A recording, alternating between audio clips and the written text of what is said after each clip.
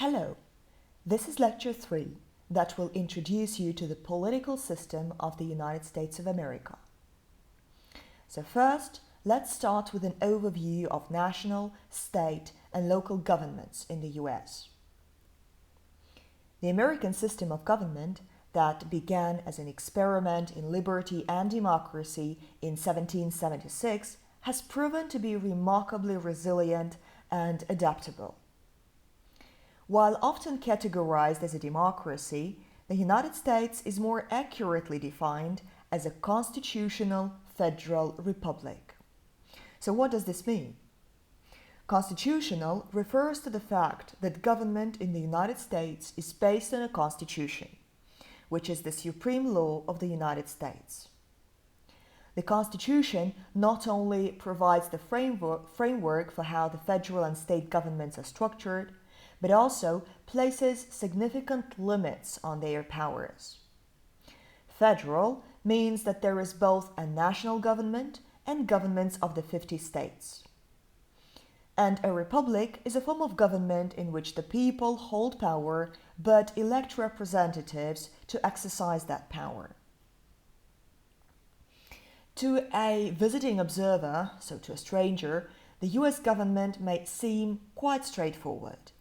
The Congress makes the laws and the President implements them.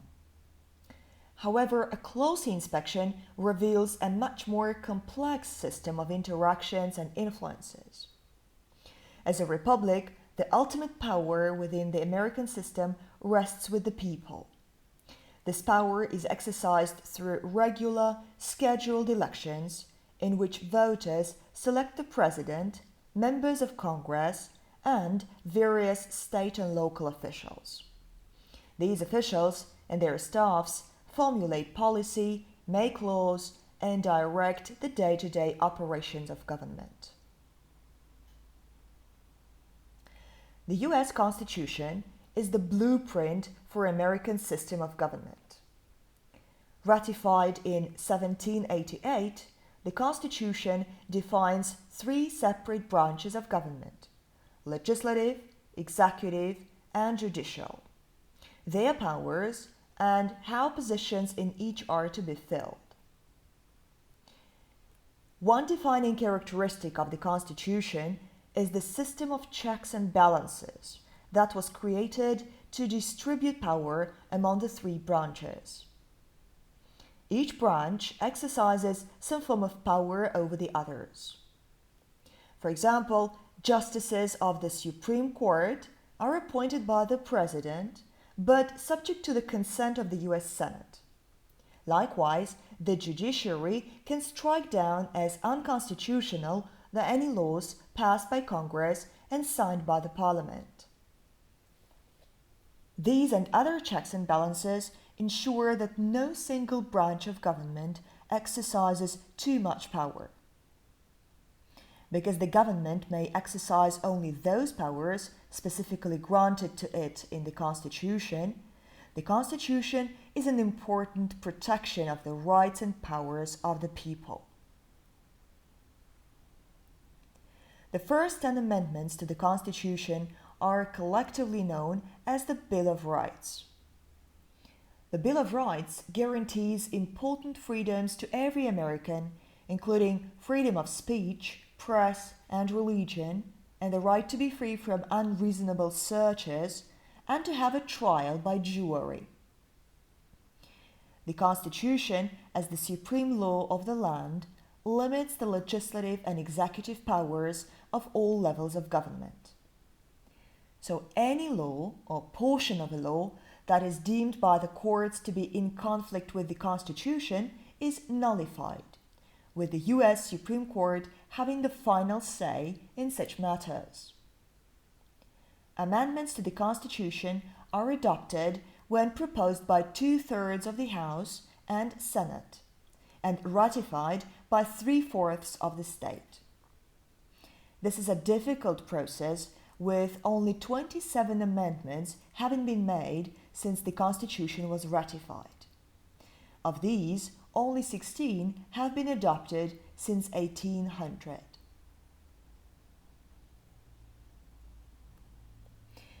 The US Constitution not only defines the structure and powers of the federal government, but also contains general provisions regarding state government. So each state, in turn, has its own constitution, which contains provisions for local governments within the state. Local governments may include cities, counties, towns, school districts, and special purpose districts, which govern such matters as local natural resources or transportation networks. The federal government is limited to the powers and responsibilities specifically granted to it by the US Constitution. Some of the powers listed in the Constitution include regulating commerce between the states, providing for national defense, creating money, regulating immigration and naturalization, and entering into treaties with foreign countries.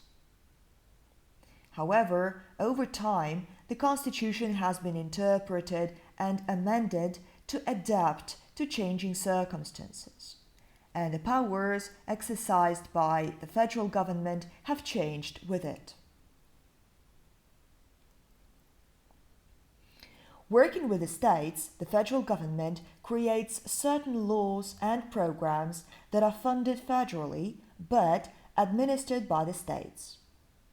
Education, social welfare, assisted housing and nutrition, homeland security, transportation, and emergency response are key areas where states deliver services using federal funds and subject to federal guidelines.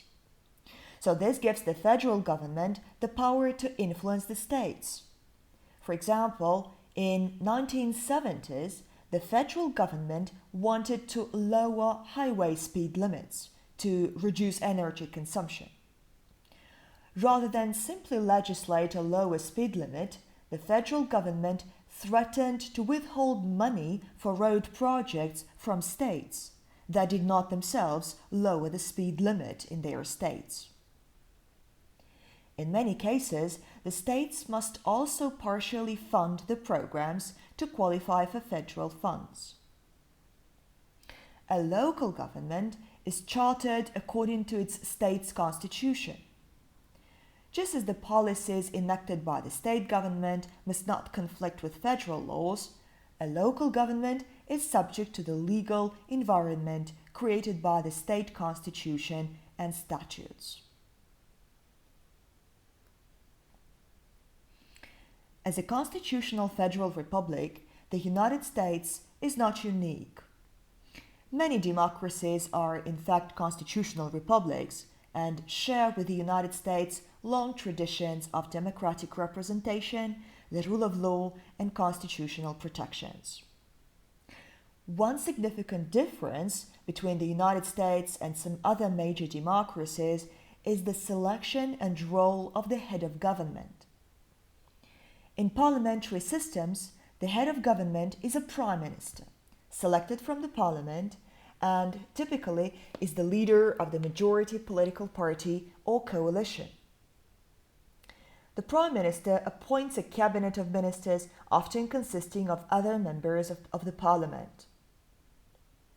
A separate head of state may be a monarch or an elected president or a comparable official. In the United States, the president is both head of government and head of state. The president is elected separately from the legislature and may or may not be of the legislature's majority political party. The president's cabinet consists of individuals who are constitutionally prohibited from being members of Congress at the same time. The United States is primarily a two-party system, in stark contrast to many parliamentary systems where there may be 10 or more parties represented in the legislature. This results in clearly defined political lines in the United States, without the formal need for coalition building, often required to create a ruling majority in a parliamentary system. One factor contributing to the two-party system in the United States is the single-member district system of electing representatives. In some parliamentary systems, proportional representation is used, which allows many parties to be represented in the parliament. One other significant difference is that elected officials in the United States serve for a defined period of time before facing re-election. In many parliamentary systems, elections may be called suddenly by the ruling party or if there is a vote of no confidence in the government. In some parliamentary systems, Parliament may be dissolved by the head of state and new elections ordered. Differences in the judicial system are not as significant as in the legislative, because the United States legal system is based predominantly on English common law. So defendants in criminal cases have the right to a public trial by jury and the right to be represented by counsel. One major difference in the judiciary, however, is the power of the US Supreme Court to declare laws unconstitutional, thereby nullifying them. Few other countries vest such authority in their judiciaries. Finally, the revenues and expenditures of the US government are much smaller than most of its counterparts in other industrialized nations, when measured as a percentage of the GDP. Much of the difference is due to the social services and benefits, such as healthcare and old age pensions, that governments in some other nations pay for. In the United States, many of these services are delivered by the private sector or are not funded to the same extent by the government, and thus are not counted in government expenditures. The federal government in the US is made up of 3 distinct branches, each with clearly defined constitutional powers and responsibilities.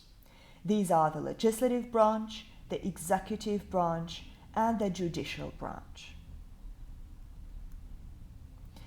In the United Kingdom, we have the House of Commons and the House of Lords. Similarly, the legislative branch of the federal government is comprised of 2 chambers of Congress in the US. So we have the US Senate and the US House of Representatives. Legislation must pass both houses before it is presented to the President to be signed into law.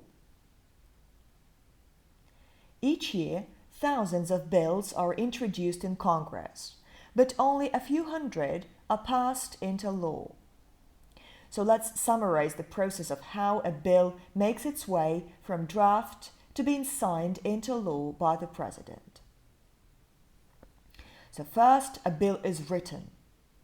A senator or representative may draft original legislation, or a trade association or private citizen may request that a bill be prepared and may assist in its writing.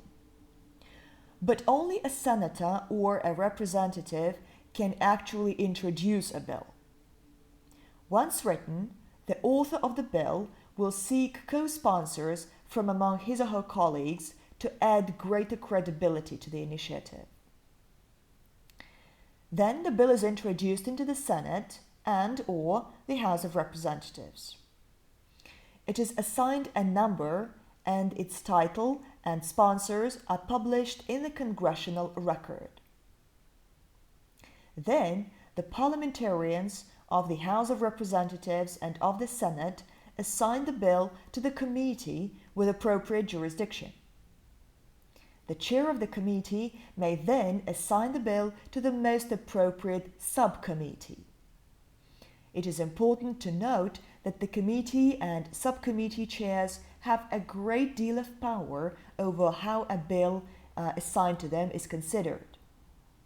If the chair opposes the legislation, he or she may simply not act on it. Later, the subcommittee may hold hearings on the bill and invite testimony from public and private witnesses. Many witnesses are executive branch officials, experts, or affected parties from trade associations, labor unions, academia, public interest groups, or the business community. Individuals may also make their views known by testifying, by providing a written statement, or by allowing interest groups to represent their views. Once the hearings are completed, the subcommittee may meet to mark up the bill, which is the process of proposing and considering amendments to the bill as written. It then votes on whether to report the bill favorably to the full committee. If not favorably reported, the bill dies. The full committee may repeat any of all the subcommittee actions, like hearings, markup, and vote. If the committee votes favorably on the bill, it is reported to either the full House of Representatives or the full Senate, depending on which chamber is considering the bill. When the bill reaches the floor of the House or Senate, the membership of the entire body may debate it. At this point, the bill may be further amended, referred back to committee, or voted on. If the bill is passed by the House and Senate, it is referred to the other chamber. A House-passed bill may be placed directly on the Senate calendar, bypassing the subcommittee and committee reviews. However, usually, the subcommittees and committees in both bodies have an opportunity to hold hearings and amend the bill. Related or identical legislation often proceeds through the House and Senate simultaneously. If a bill is passed in identical form by the House and Senate, it is delivered to the President. If there are differences between the House and Senate, a conference committee is appointed by the President of the Senate and the Speaker of the House to resolve the differences. If the conference is unable to reach agreement, the legislation dies. If they do reach an agreement, the bill is sent back to both chambers, which must vote on them without further amendment. If both chambers approve the conference committee bill, it goes to the President for a signature. The President then has 4 options. He can sign the bill into law, take no action while the Congress is in session, in which case the bill becomes law after 10 days, take no action while the Congress is in final adjournment, in which case the bill dies, or veto the bill. If the President vetoes a bill, the Congress may attempt to override the veto. This requires a 2/3 vote by both the House of Representatives and the Senate. If either fails to achieve a 2/3 majority in favor of the legislation, the bill dies. If both succeed, the bill becomes a law. In addition to creating laws, one of the most important activities of the Congress is oversight of the executive branch. Congress may hold hearings to investigate the operation and actions of the executive branch to ensure that it is carrying out the law with integrity. So, the House of Representatives, which is the lower chamber of the US Congress. So, it is generally considered the House of the People. It is comprised of 435 representatives appointed among the states according to population. 5 US territories and possessions also have non-voting representation in the House: the District of Columbia, American Samoa, Guam, Puerto Rico, and the US Virgin Islands. All representatives, or members of the House of Representatives, serve 2-year terms with no limit on the number of terms they may serve, and all are elected at the same time.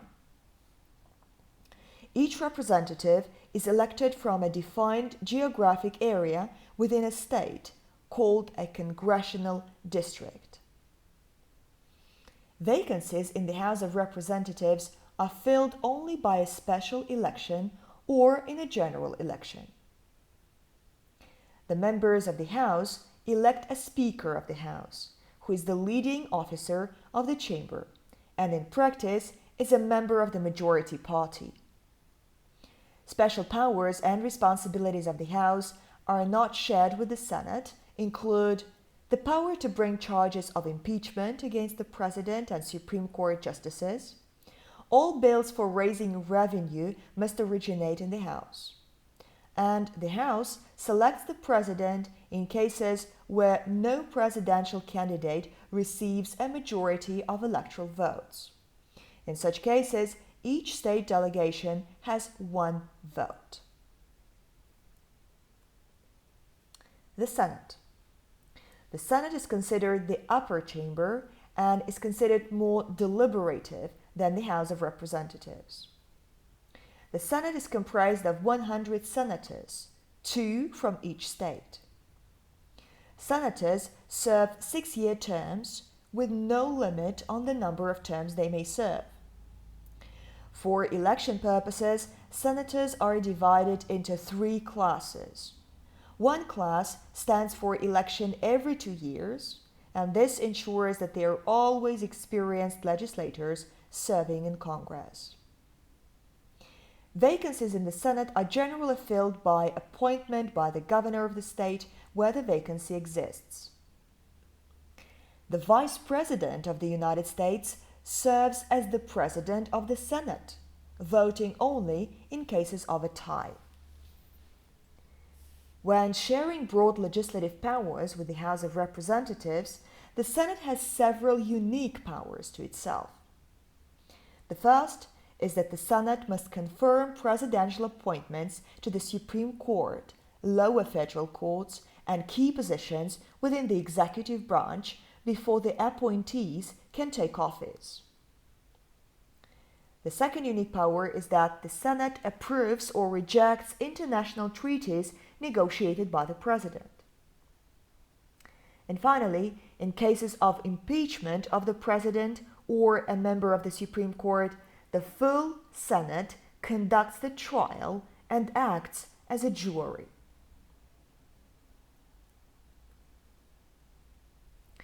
The executive branch, or the government, is by far the largest branch of the federal government. At its head is the President, who serves a 4-year term. The Vice President is elected at the same time and is first in line to assume the presidency should the President die, become incapacitated, or be removed from office upon impeachment and conviction. Although the executive branch shares powers co-equally with the other 2 branches of government, the President is the most powerful individual in the country. Among the powers and roles of the President are appointing Supreme Court justices and lower federal court judges, all of whom must be confirmed by the Senate, appointing a cabinet of department secretaries and agency heads who must be confirmed by the Senate, acting as a commander-in-chief in the military, acting as titular head of state, negotiating international treaties and treaties with American Indian tribes, which must be ratified by the Senate, vetoing legislation passed by Congress, granting pardons and reprieves for federal crimes. In addition to these constitutional powers, the President in practice has other powers that are either informal or not expressly provided for in the Constitution. First and foremost, the President may issue executive orders, which are directives that have the force of law. Executive orders are commonly used for purposes such as establishing new programs, offices, or commissions to promote or carry out the President's political agenda, creating policies that affect how legislation passed by Congress is to be carried out or enforced, and declaring when the federal workforce will have holidays. Executive orders can be a powerful tool for the president to achieve policy objectives, and this power has been upheld by the Supreme Court. Individual executive orders may be overturned or modified by congressional legislation, but such legislation requires the president's signature to have effect, unless Congress overrides a presidential veto.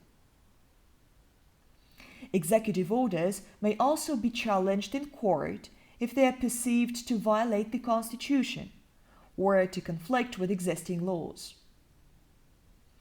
Finally, the president serves as the head of his or her political party and can use the stature and visibility of the presidency to articulate political views and advance political objectives both with the public and with members of his or her party in the Congress.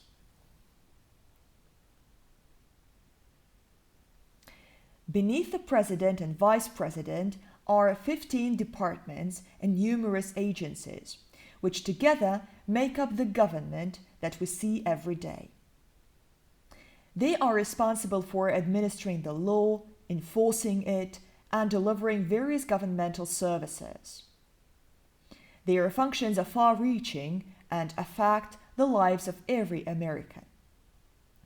So the 15 departments are the Department of Agriculture, the Department of Commerce, the Department of Defense, the Department of Education, the Department of Energy, the Department of Health and Human Services, the Department of Homeland Security, the Department of Housing and Urban Development, the Department of the Interior, the Department of Justice, the Department of Labor, the Department of State, the Department of Transportation, the Department of the Treasury, and the Department of Veterans Affairs.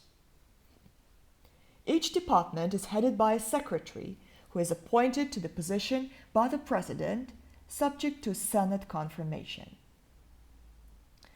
The department secretaries, by law, make up the president's cabinet, a group of people who advise the president on any subject relating to their responsibilities.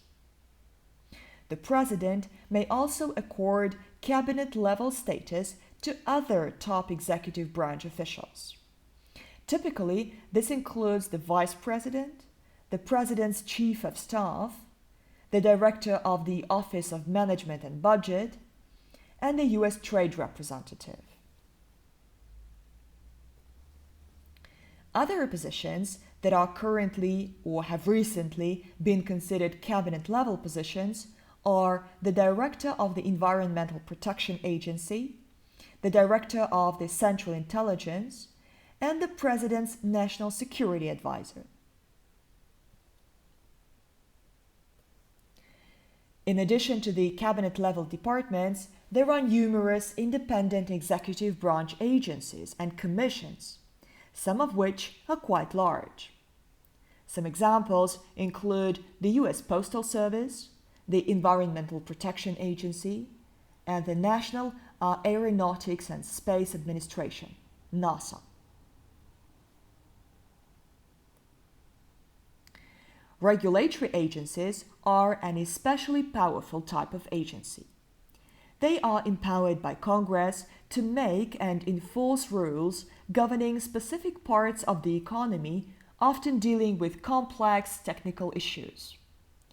Major regulatory agencies include the Securities and Exchange Commission, the Federal Trade Commission, Nuclear Regulatory Commission, the Food and Drug Administration, the Federal Communications Commission, the Environmental Protection Agency, the Equal Employment Opportunity Commission, and the Occupational Safety and Health Administration.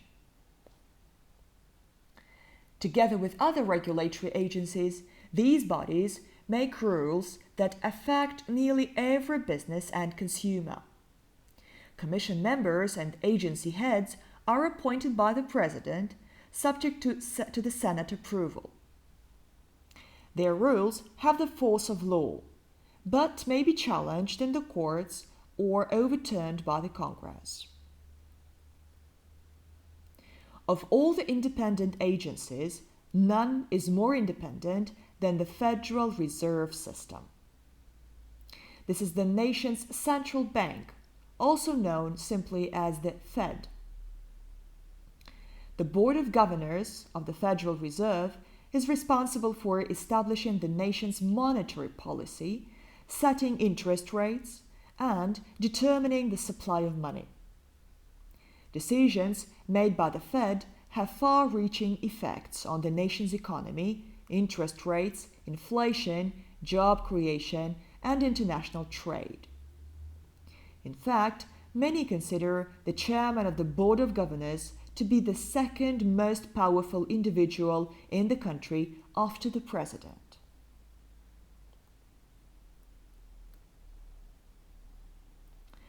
The judicial branch is responsible for passing judgment on legal cases that challenge or require interpretation of acts of the Congress, and for trying criminal cases in which the defendant is accused of violating the federal law. Federal courts also have appellate jurisdiction over state laws when challenged on constitutional grounds, and jurisdiction over cases involving more than one state, citizens of more than one state, or foreign parties. The judicial branch consists of the Supreme Court and the lower federal courts. The Supreme Court is the highest court in the judiciary in the United States and is responsible for making sure that any laws passed by the legislature are compatible with the U.S. Constitution. There are 9 judges appointed to the court. Each position is nominated when vacant by the President and approved by the Senate.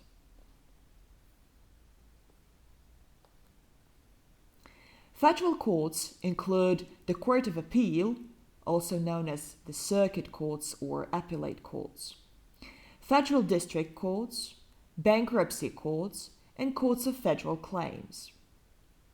The courts of the federal judiciary hear both civil and criminal cases appealed from the state courts.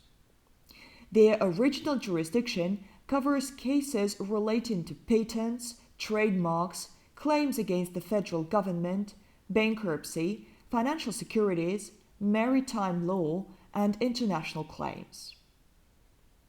As a separate branch of the government, the judiciary is independent of the other 2 branches, subject only to the checks and balances defined in the Constitution.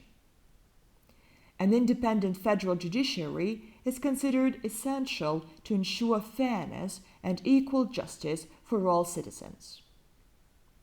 The Constitution promotes judicial independence in 2 major ways. First, federal judges are appointed for life, and they can be removed from office only through impeachment and conviction by the Congress of treason, bribery, or other high crimes and misdemeanors. Second, the Constitution provides that the compensation of federal judges shall not be diminished during their continuance in office, which means that neither the President nor the Congress can reduce the salary of a federal judge. These 2 protections help an independent judiciary to decide cases free from popular passions and political influences. Although the judiciary was envisioned by the writers of the Constitution to be a branch insulated from political pressures and popular opinion, the process of selecting judges has become highly political. Supreme Court justices and lower court judges are nominated by the President and take office only when confirmed by the Senate. The Supreme Court currently has 9 justices, a number set by the law.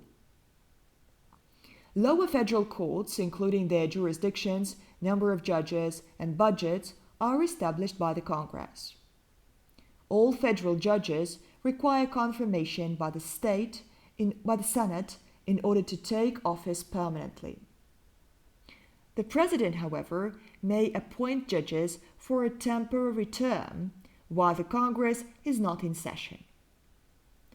Federal magistrates who perform judicial activities such as setting bail, issuing warrants, and conducting hearings for minor offenses are appointed to 8-year terms by the federal district court judges.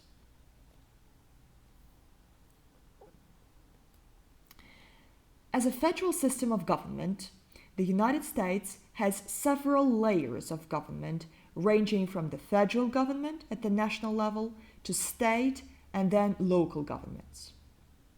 Two of these layers, the national and the state level, are addressed in the U.S. Constitution. The U.S. Constitution gives Congress the authority to admit new states to the Union. Since the ratification of the Constitution by the original 13 states, the United States has grown to encompass 50 states, varying widely in population and geographic size. In addition to the 50 states, there is a federal district, the District of Columbia, which is the national capital and not part of any state.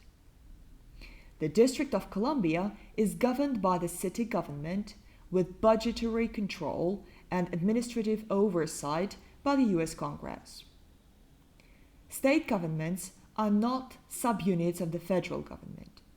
Each state is sovereign and does not report in any constitutional way to the federal government. The U.S. Constitution and federal law, however, supersede state constitutions and state laws in areas where they are in disagreement. The U.S. Constitution guarantees each state a republican form of government, that is, a government run by popularly elected representatives of the people. State governments generally mirror the federal government. In each state, there is an elected head of the executive branch, the governor, an independent judiciary, and a popularly elected legislative branch. The executive branch of each state is responsible for administering the day-to-day operations of the government, providing services, and enforcing the law. It is led by a governor, elected by statewide ballot for a 2- or 4-year term, depending on the state. Other top executive officials who may be elected rather than appointed are the Lieutenant Governor, Secretary of State, Attorney General, and members of various boards and commissions. Positions not filled by election are usually filled by appointment by the governor. All states have a popularly elected legislature consisting of 2 chambers, except Nebraska, which has a single-chamber legislature. Legislators are elected from single-member districts and typically serve a 2-year or 4-year term. The names of the chambers vary by state. In most states, the upper chamber is called the Senate, just like the federal Senate, while the lower chamber may be called the House of Representatives or the House of Delegates or State Assembly. Primary duties of the legislature include include enacting new laws, approving the state's budget, and confirming appointments both to the executive and to the judicial branches. Also, they conduct oversight of executive branch operations. In many smaller states, legislators serve part-time and receive only nominal compensation. They may meet just a few weeks or months of the year before returning to their full-time occupations. But in larger states, legislators serve year-round and receive the compensation, like the salary, and benefits of a full-time job. State court systems have jurisdiction over matters not covered by the federal courts, including most civil cases between parties in the same state, criminal cases where violations involve state or local laws, family law, and issues relating to the state constitution. The highest court in each state is the State Supreme Court or Court of Appeal. Justices are typically elected to lengthy terms, but do not serve for life. The High Court usually has only appellate jurisdiction, reviewing decisions by lower courts, and its decisions in turn may be appealed to the US Supreme Court. The structure of lower state courts varies widely by state. Some states have separate courts for civil and criminal matters, and all states have some form of local, municipal, or county courts to handle minor offenses and small claims.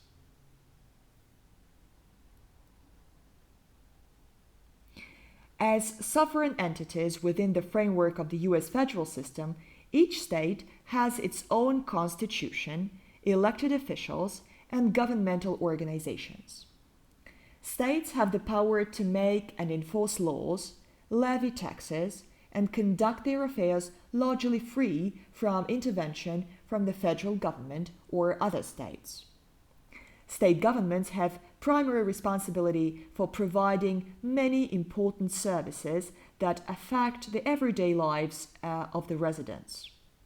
These include setting educational standards and establishing methods for funding public education, building and maintaining transportation networks, establishing state-sponsored colleges and universities, licensing and regulating businesses and professions, creating and overseeing non-federal courts and the criminal justice system, generally providing for the public safety, issuing marriage licenses and driver's licenses, issuing and recording birth and death certificates, administering publicly funded health, housing, and nutrition programs for low-income and disabled residents, managing state parks and other lands for recreation and environmental conservation purposes, administering and certifying elections, including elections for federal officials, commanding the state National Guard, except when called to national service.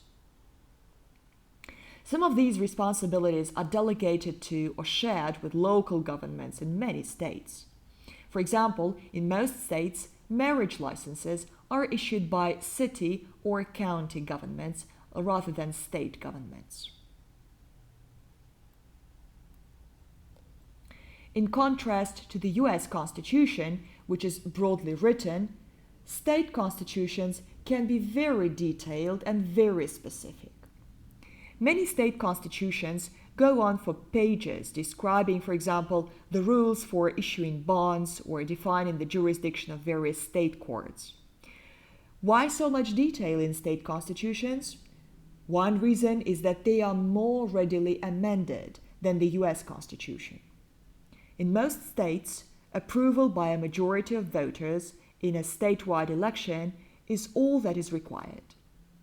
Another reason is that states, in contrast to the federal government, are largely free to exercise any power not prohibited to them.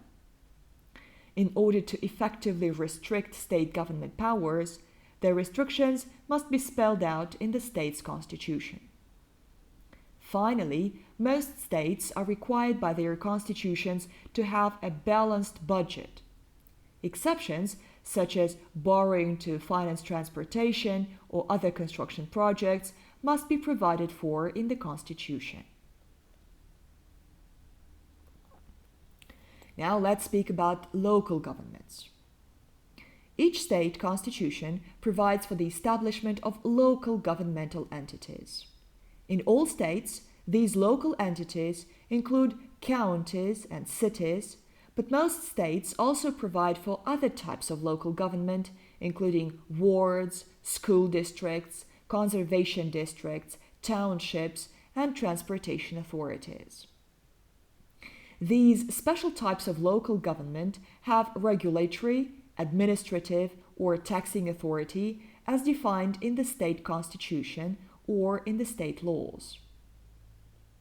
There are over 500,000 elected officials in the United States.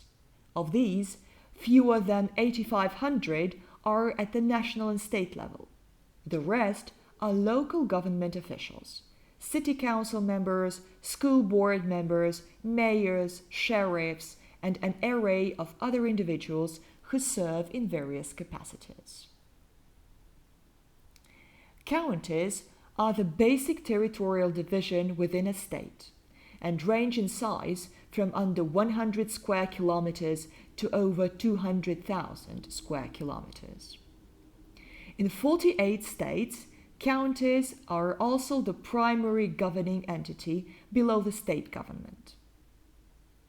Major functions of county governments include record keeping, births, deaths, land transfers, etc., administration of elections, including voter registration, construction and maintenance of local and rural roads, zoning, building code enforcement, and law enforcement, especially in rural areas.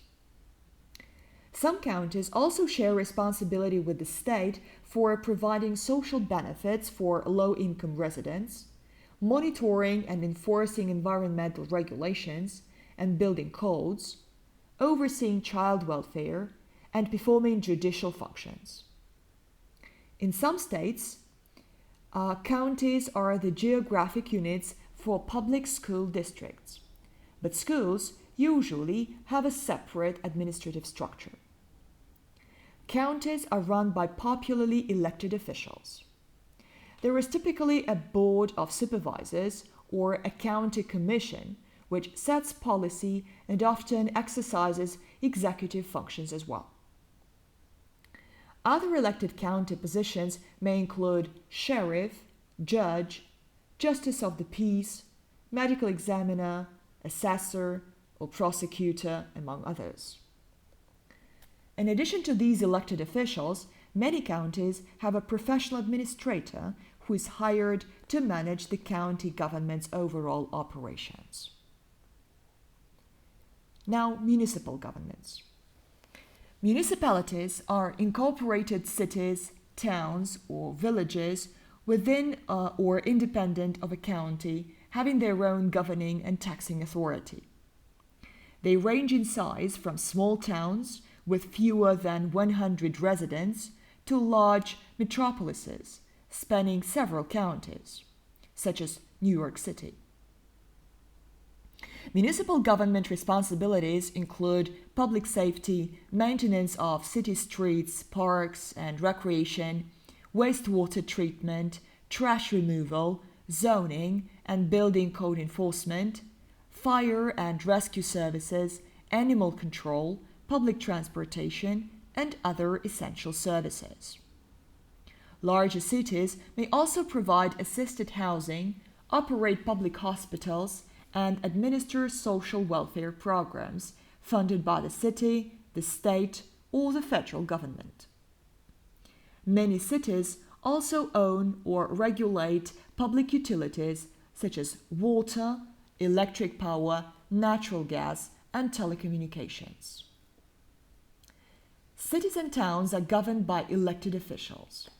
These officials usually include a mayor and a city council, who make decisions and set policy. The mayor, who may or may not have a seat on the council, is the head of the municipal government and is responsible for overseeing day-to-day administrative functions. Some cities have adopted the city manager form of government, where the city council hires a professional manager to run the operations of the city. A city manager is the chief administrative officer of the city and, though not elected, reports directly to the city council or the mayor. According to the US Census Bureau, over 1/3 of all governmental entities in the United States are so-called special district governments. Special district governments operate independently of other local governments and are usually established to serve a specific purpose within a specific geographic region. Examples include water and natural resource conservation, fire prevention, water supply, emergency services, and transportation. Leaders of these governmental entities may be elected or appointed. Powers of special district governments vary widely, but many have significant regulatory and taxing authority. Their activities are commonly funded by a special sales tax or property tax collected within their area of jurisdiction, or by fees charged to users of their services.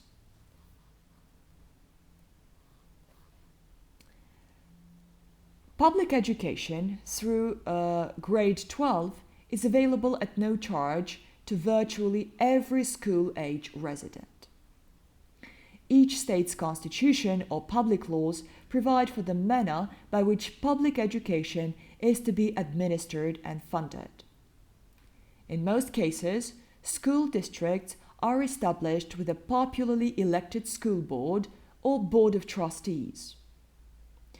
These boards create budgets, set policy, and hire the administrators who run the schools. School districts do not necessarily coincide with other political boundaries. They serve a specific city or county. In most states, public education is funded by taxes assessed on personal and business property, and state governments may provide additional funding from general state revenues or dedicated revenues from state lotteries. State governments are responsible for setting education standards and general policies within the state, but implementation is left to the local school boards. So now let's speak first about primary and secondary school education. So prior to higher education, American students attend primary and secondary school for a combined of total 12 years. These years are referred to as the 1st through 12th grades. Around age 6, US children begin primary school, which is most commonly called elementary school. They attend 5 or 6 years and then go on to secondary school. Secondary school consists of 2 programs. The first is middle school or junior high school, and the second program is high school. A diploma or certificate is awarded upon graduation from high school. After graduating high school, US students may go on to college or university. College or university study is known as higher education. The school calendar usually begins in August or September and continues through May or June. The majority of new students begin in autumn. The academic year at many schools is composed of 2 terms called semesters. However, some schools use a 3-term calendar known as the trimester system. Still others further divide the year into the quarter system of 4 terms, including an optional summer session. Basically, if you exclude the summer session, the academic year is either comprised of 2 semesters or 3 quarter terms. Now let's move on to the US higher education. A student who is attending a college or university and has not earned a bachelor's degree is studying at the undergraduate level. It typically takes about 4 years to earn a bachelor's degree. You can either begin your studies in pursuit of a bachelor's degree at a community college or a 4-year university or college. Your first 2 years of study, you will generally be required to take a wide variety of classes in different subjects, commonly known as prerequisite courses, like literature, science, social sciences, arts, history, and so on and so forth. This is how you achieve general knowledge, a foundation of a variety of subjects that precede your focusing on a specific field of study.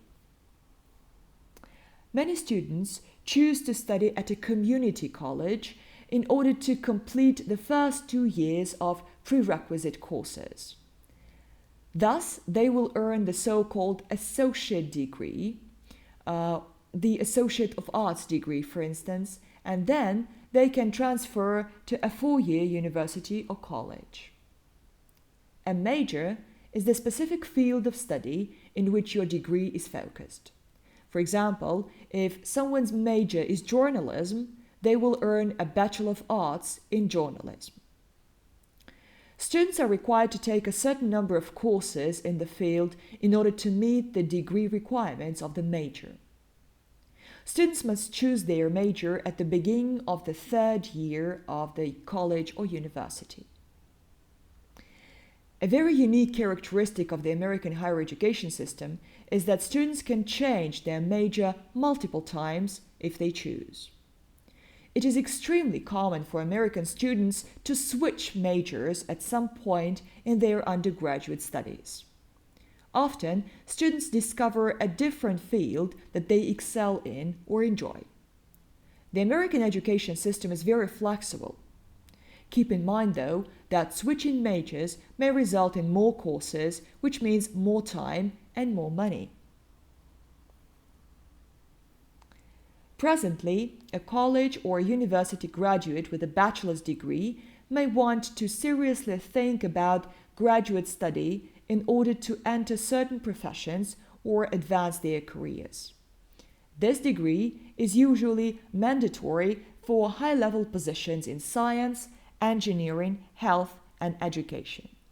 This is the degree which is called the master's degree. So a graduate program is usually a division of a university or college. To gain admission, students will need to take the GRE, Graduate Record Examination.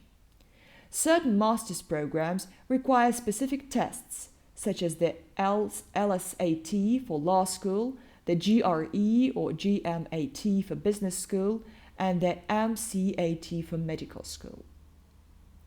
Graduate programs in pursuit of a master's degree typically take 1 to 2 years to complete. For example, the MBA, Master of Business Administration, is an extremely popular degree program that takes about 2 years. Other master's degree programs, such as journalism, may take only 1 year. The majority of master's degree programs are spent in classroom study, and the graduate student must prepare a long research paper called a master's thesis or complete a master's project. Many graduate schools consider the attainment of a master's degree the first step towards earning a PhD, which is a doctoral degree. But at other schools, students may prepare directly for a doctorate without earning a master's degree. It may take 3 years or more to earn a PhD degree. For the first 2 years of the program, most doctoral candidates enroll in classes and seminars. At least another year is spent conducting first-hand research and writing a thesis or dissertation. This paper must contain views, designs, or research that have not been previously published. A doctoral dissertation is a discussion and summary of the current scholarship on a given topic. Most U.S. universities awarding doctorates also require their candidates to have a reading knowledge of 2 foreign languages, to spend a required length of time in residence, to pass a qualifying examination that officially admits candidates to the PhD program, and to pass an oral examination on the same topic as the dissertation. Now let's speak about the types of U.S. higher education. First, state college or university. A state school is supported and run by a state or local government. Each of the 50 U.S. states operate at least one state university and possibly several state colleges. Many of these public universities have the name of the state or the actual word state in their names. For example, Washington State University or the University of Michigan. Then come private college or university. These schools are privately run as opposed to being run by a branch of the government. Tuition will usually be higher than state schools. Often, private US universities and colleges are smaller in size than state schools. Religiously affiliated universities and colleges are private schools. Nearly all these schools welcome students of all religions and beliefs. Yet, there are a percentage of schools that prefer to admit students who hold similar religious beliefs as those in which the school was founded. Now comes the community college. Community colleges are two-year colleges that award an associate's degree, as well as certifications. These are like different types of associate degrees, but the most important distinguishing factor is whether or not the degree is transferable. Usually, there will be two primary degree tracks, one for academic transfer and the other prepares students to enter the workforce straight away. University transfer degrees are generally Associate of Arts or Associate of Science. Not likely to be transferable are the Associate of Applied Science degrees and Certificates of Completion. Community college graduates most commonly transfer to four-year colleges or universities to complete their degree. Because they can transfer the credits that they earned while attending community college, they can complete their bachelor's degree program in 2 or more additional years. And finally comes the Institute of Technology. So an Institute of Technology is a school that provides at least 4 years of study in science and technology. Some have graduate programs as well, while others offer short-term courses. Now let's speak about the electoral process in the US. On a national level, elections are held in November of even-numbered years. Just as the president, senators, and representatives have overlapping constituencies, their terms also overlap. The president is elected indirectly by the people. All members of Congress and the offices at the state and local levels are directly elected. At the federal level, all representatives are elected every 2 years by the voters of the district that they represent. Senators serve 6-year terms, with 1/3 of them for election every even year. Senators are chosen in statewide elections and represent all residents of their states. The president and vice president are elected together every 4 years in a nationwide election. The election process begins well in advance of the actual election, as individuals declare their candidacies for office. To officially run for office, a person needs to meet 3 basic requirements established by the US Constitution, Article 2, Section 1. A presidential candidate must be a natural-born citizen, so he must be a US citizen from birth. He must be at least 35 years old and a US resident, permanently lives in the US for at least 14 years.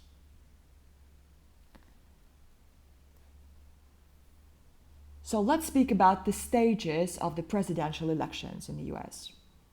Step 1 is primaries and caucuses. People with similar ideas usually belong to the same political party. The 2 main parties in the US are Republicans and Democrats. Those who want to be president campaign around the country and compete and try to win their party's nomination. States have 2 ways of collecting votes when choosing a presidential candidate: primaries and caucuses. So a primary is what most people usually think of when they imagine voting. People show up at a polling station to vote for their candidate by ballot. State primaries are run by state and local governments. Party members vote for the candidate that they want to represent them in the general election. Voting happens through secret ballot in a polling booth. There are two types of primaries. Open primaries are when anyone can vote for a candidate of any party, regardless of their own affiliation. And closed primaries that take place when voters get the choice of candidates only within their affiliated party. Sometimes there are also modified primaries. A caucus is different. A caucus is an event that requires hours of active communal participation and debate. In caucuses, party members meet, discuss, and vote for who they think would be the best party candidate.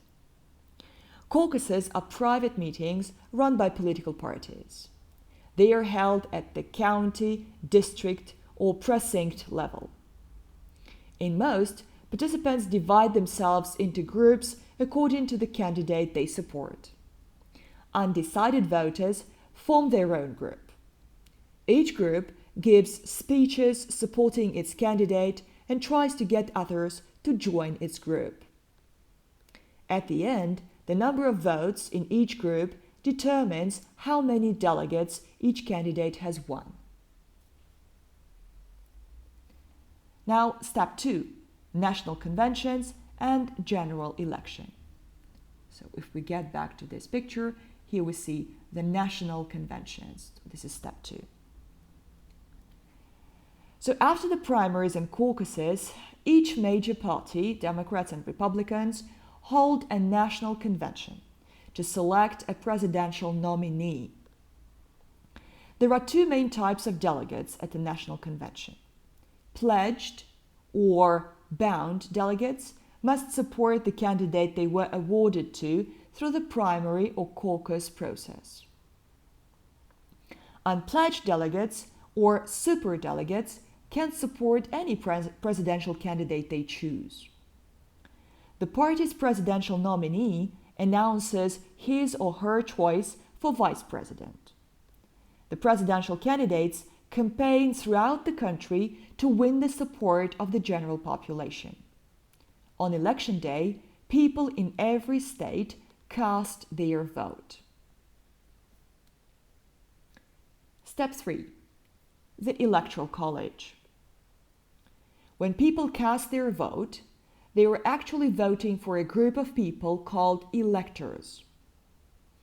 The number of electors each state gets is equal to its total number of senators and representatives in the Congress. A total of 538 electors form the Electoral College. Each elector casts one vote following the general election. The candidate who gets 270 votes or more wins. This is the figure, right? 538 electoral votes and 270 votes. The newly elected president and vice president are then inaugurated. The inauguration generally takes place on the 20th of January.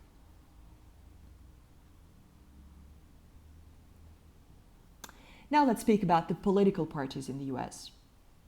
From the beginning, American political parties have had a tarnished reputation. In his 1796 farewell address to the nation, George Washington warned against the baneful effects of the spirit of party as inciting American citizens with ill-founded jealousies. Today, many Americans take pride in their status as independent voters, partly because they see parties as lacking vision for the country. Since many Americans have become disenchanted by partisan politics, they avoid identification as a loyal Democrat or a staunch Republican. These negative attitudes toward parties are rooted in the roles that they play in American politics.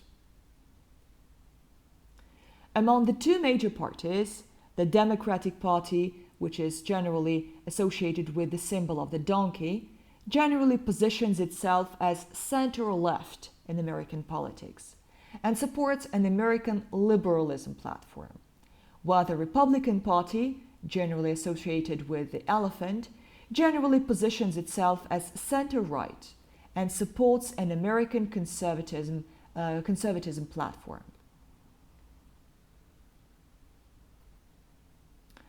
So let's speak about the roles of political parties. So the first and most important role is running candidates for political offices. Parties select candidates for many elected positions in American politics.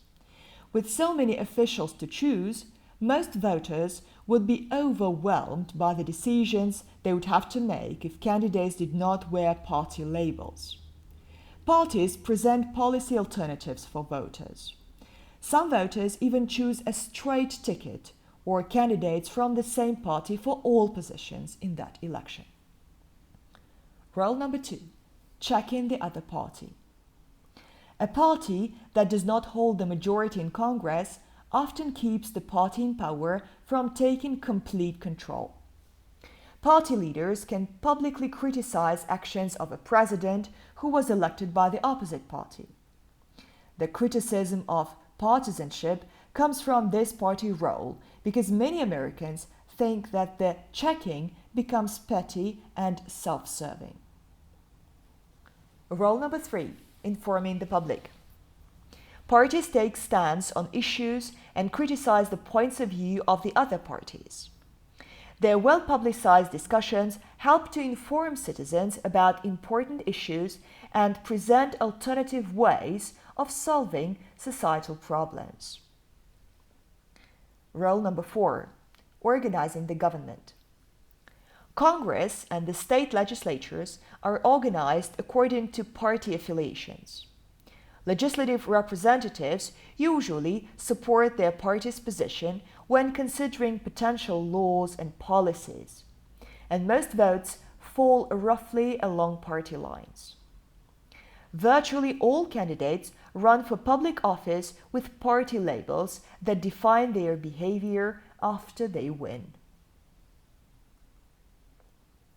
Now let's try and answer the question, why a two-party system?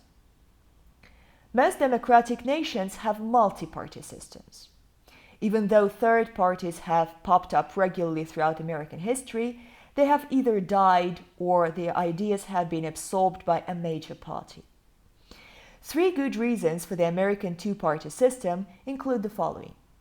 The first, consensus of values. It is easy to complain about petty bickering between Democrats and Republicans. What we sometimes forget is that Americans share a broad consensus or agreement on many basic political values. So both parties believe in liberty, equality, and individualism. Neither advocates that the Constitution be discarded. Both parties accept the election process and concede defeat to the winners. In many countries with multi-party systems, the range of beliefs is greater and disagreements run deeper. For example, in modern-day Russia, one party advocates a return to communism, some offer modified socialism and/or capitalism, and one promotes ultranationalism. So this is something impossible in the United States. The second reason is historical influence. The nation began with 2 political parties, the Federalists and the Democratic Republicans. During early American history, politicians tended to take sides, starting with the debate over the Constitution and continuing with the disagreements between 2 of George Washington's cabinet members, Alexander Hamilton and Thomas Jefferson. The tendency towards these 2 parties has persisted throughout the American history. The third reason is the winner-take-all system. The single most important reason for a two-party system is the winner-take-all electoral system. In contrast to systems with proportional representation, the winner in American elections is the one who receives the largest number of votes. The winner does not need to have more than 50%, but only 1 vote more than his or her opponents. If a third party receives, let's say, 15% of the vote for every contested Senate seat, that party wins 0 seats in the United States Senate. Consequently, one of the two major parties almost always wins a plurality, and third parties are completely shut out of national offices. Even though political parties are often regarded as necessary evils, they still play an important role in American government and politics today. The two broad-based major political parties offer alternatives to voters and help connect citizens to their government. Now let's speak about various organizations and institutions that influence public policy. The US system of government was designed to be deliberative, accessible by citizens, and open to a wide variety of opinions and interests. Just as the government has evolved and grown over time, so too have the institutions that seek to influence the government. The media in the United States is controlled by the private sector and faces no political censorship by the government. There is a strong tradition of independent newspapers, magazines, television, radio, and other forms of media publicizing varying opinions, both critical and supportive of the government policy. The media serves at least 3 important functions in influencing public policy. First, policymakers are under constant scrutiny by the extensive media industry. Public officials realize that almost anything they do or say, even in private, may appear in the media, and so they are reluctant to make decisions or perform acts that they would not want publicized. Second, the media reports facts and conducts independent analysis concerning public policy issues, thereby educating the public. And finally, the media provides a forum for publishers and broadcasters and their readers and listeners to present editorial opinions that may influence others. Many large newspapers, for example, endorse particular candidates for office or publish guest articles favoring one policy over another. By bringing the acts of public officials to light, educating the public about the issues, and deliberately favoring certain candidates and policies, the media can influence policy directly or by shaping public opinion indirectly. Special interest groups are private sector organizations whose members share common interests or positions on public policy and who pool their resources with the intent of gaining a more prominent voice in policy debates. There are literally thousands of such groups representing almost every conceivable interest. Such organizations have a long history of working towards a general goal, while others are formed temporarily to advocate for or against a specific policy proposal. Prominent examples of special interest groups are those who advocate for environmental protection, benefits for senior citizens, protection for minority groups, and free trade policies. Then come public policy research organizations. Public policy research organizations, sometimes called think tanks, conduct original research, publish books and articles, and prepare position papers on topics related to public policy. Their experts are often called to testify before Congress, and their published works are often cited by others to support their own positions.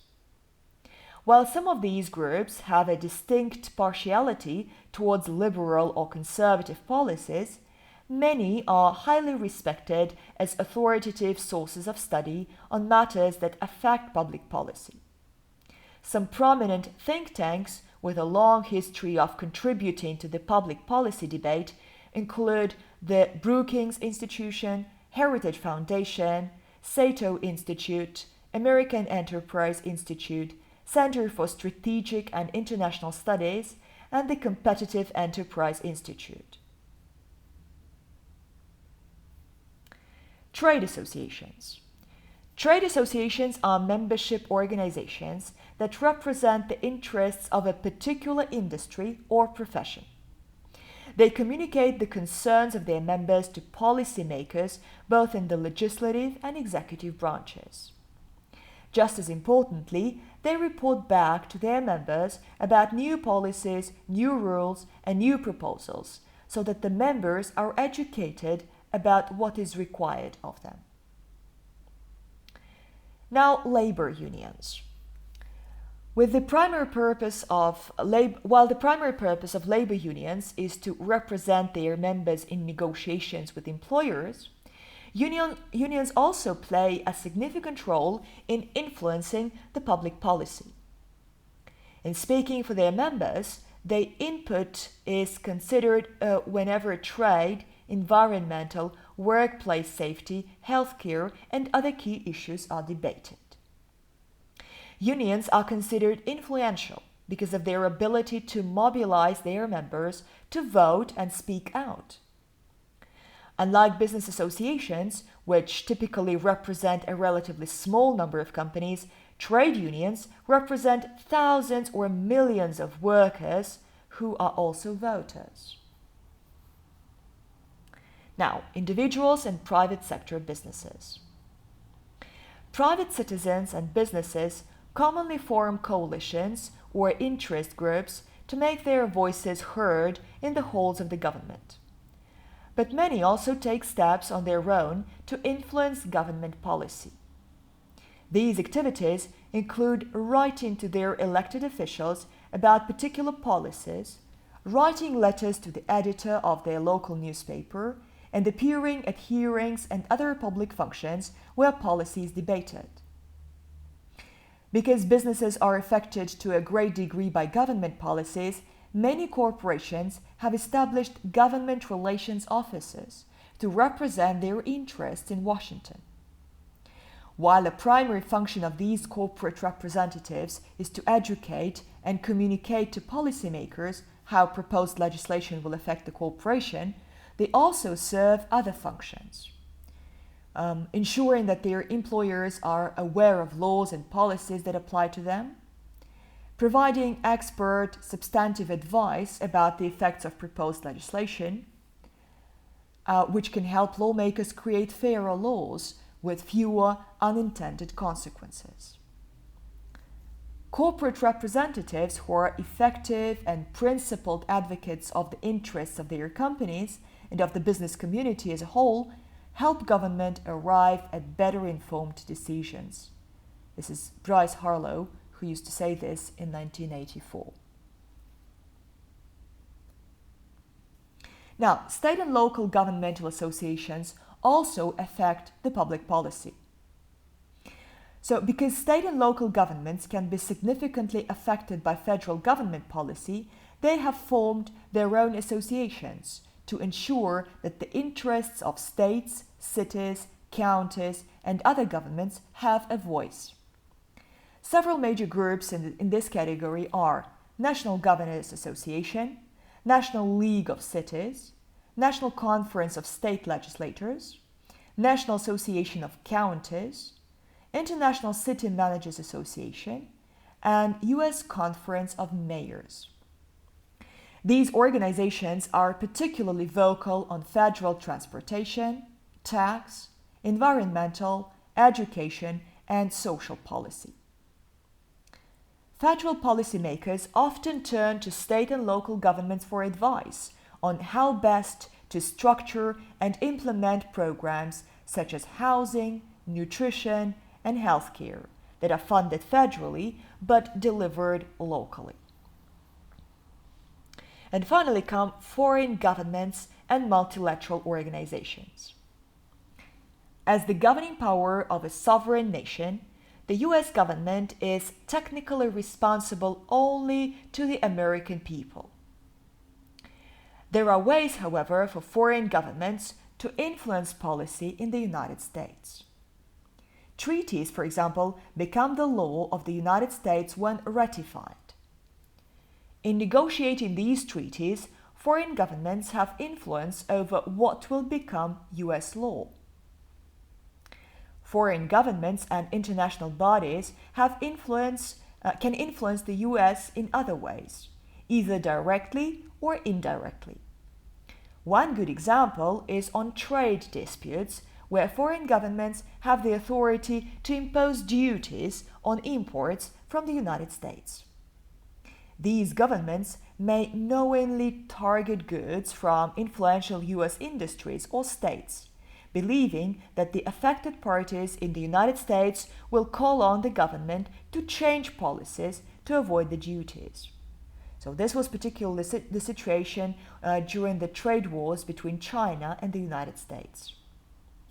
While foreign governments can conduct public relation efforts and lobby through their embassies in the United States, they cannot contribute financially to the campaign of any candidate for a federal office.